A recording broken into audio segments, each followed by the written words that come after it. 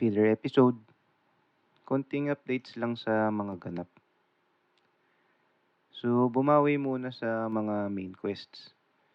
Kabit-kabit solar, design-design, construction. Medyo napuno kasi yung backlog kaya push muna sa work.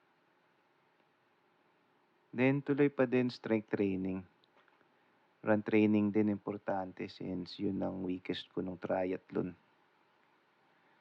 Diet ko medyo nakalimutan daw. Nagkasakit kasi ako ng 1 week kaya napilitan mag-relax. Magpapasko pa naman na. Nagka-gig din pala ako sa Aromata. Solid pala yung sound system dun.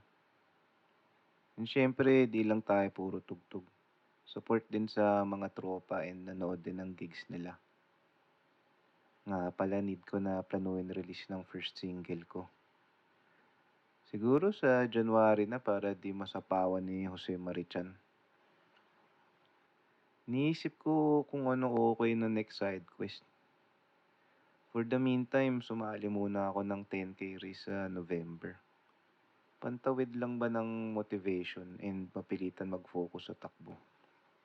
Buti may open pa na race this year. Nagkakaubusan na eh. Sige, yun lang. Balitaan ko kayo.